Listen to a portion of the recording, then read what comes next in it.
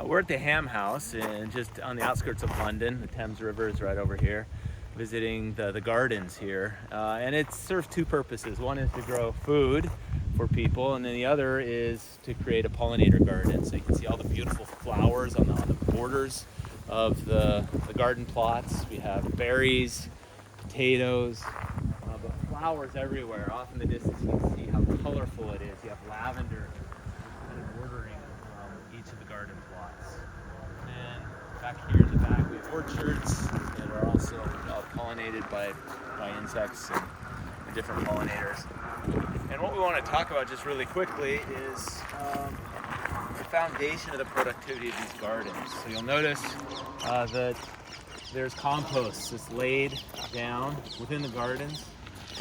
Every fall they'll come and they'll compost the garden plots to enrich the soil with nutrients and organic matter. It improves the water relations and the nutrients that are available to the plants as they grow up. So we're going to show you the composting process that they go through. And again, the compost has already started to work its way into the soil, so it's kind of hard to see. The orchard, we have about 30 different varieties of apple.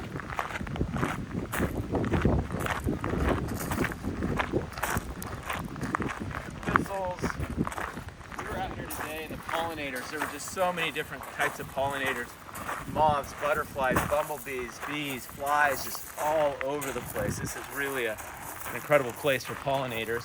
And here is a fruit hedge where they planted about 5 or 6 different varieties of trees and shrubs that then produce fruits to attract animals into the garden, so that the animals eat these fruits rather than getting into the garden plots. And you'll notice they put this in this last year, and the foundation of it is compost.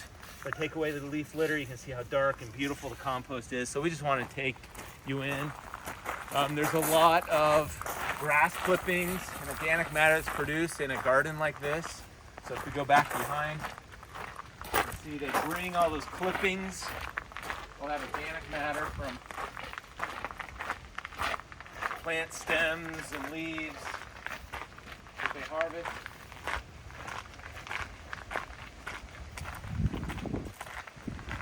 They take everything they've collected, all the green matter that they've harvested, and they just dump it in this area right here.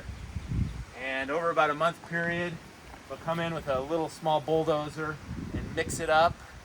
And then because we're in England and it's relatively wet, the water and the warmth, the microorganisms, bacteria and the fungi, will start to release decomposing enzymes in the presence of water, and will break down the organic matter. After about a month, they'll then transfer it to the second bin. You can see this is mostly gone, but it's partially broken down. It's much finer because the microbes and the mixing have started to decompose it. And about a month later, they'll transfer it over here to this bin. You see already it's converting into organic soil. It's not thick, it's not green anymore. The microbes have started to really do their work. And there's still some thick stems left from the berries, for example.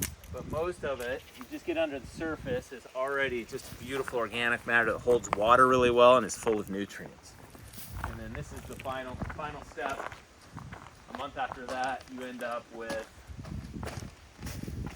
beautiful, rich, thick organic matter with worms, microorganisms that you can then spread on the garden plots next spring to produce all of that abundant, those vegetables, those tomatoes, to grow a big, beautiful garden.